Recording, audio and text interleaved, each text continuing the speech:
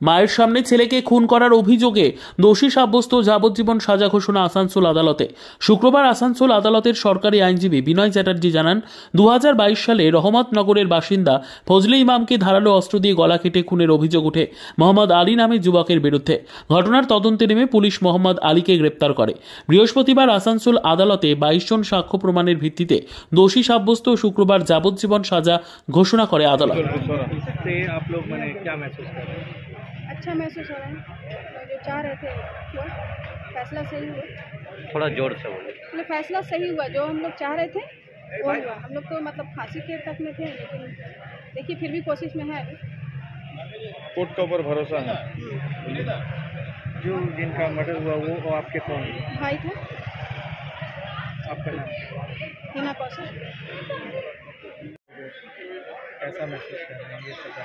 महसूस करेंगे मतलब जो भी हुआ फैसला सही हुआ उसको हम सहमत। ये कब हुआ था हादसा? ये काम जी कब हुआ? घटना कब हुआ था? घटना हुआ तो 2022 में हुआ, 1 जनवरी 18 तारीख को, दिन मंगल को। आपके सामने हुआ? जी मेरे सामने हुआ।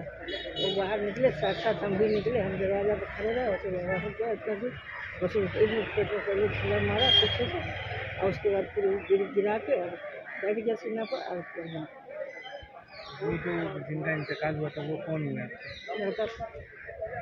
आपका नाम क्या है? आपका नाम? आपका नाम? मेरा नाम माजरी खातून।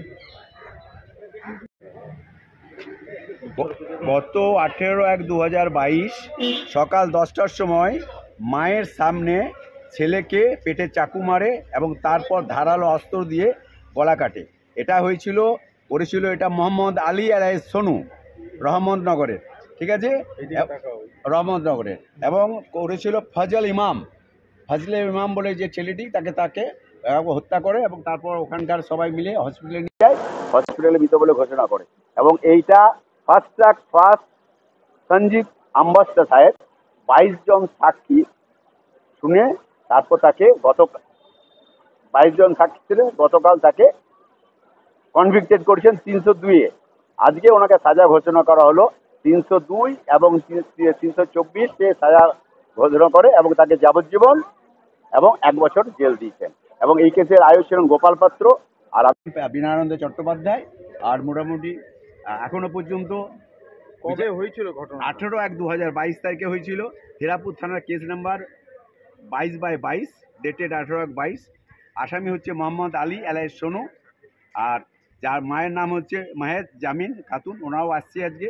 ওনারাও কোর্টের ওপর এখনো পর্যন্ত ভরসা রাখলেন যে হ্যাঁ এখনো মানুষ সুবিচার পাচ্ছে, জুডিশিয়াল ব্যবস্থার উপর মানুষের আস্থা আছে। আপনার নাম বলুন। আমার নাম বিনয়ানন্দ চট্টোপাধ্যায়। বিদ্যা, ব্যবসা, চাকরি, জটক বিচার, বিবাহ, পারিবারিক অশান্তি, সন্তান লাভ, বাস্তু সমস্যা, আরো যে কোনো সমস্যার সমাধানের একমাত্র সেরা ঠিকানা জ্যোতিষী প্রসাদ রায়। আর দেরি না করে আজই চলে আসুন প্রসাদ রায়ের কাছে। আমাদের ঠিকানা 5A/23 Sepco township, B zone, Durgapur, 713205। Phone number 7407250555, 9064620441, 8967696309।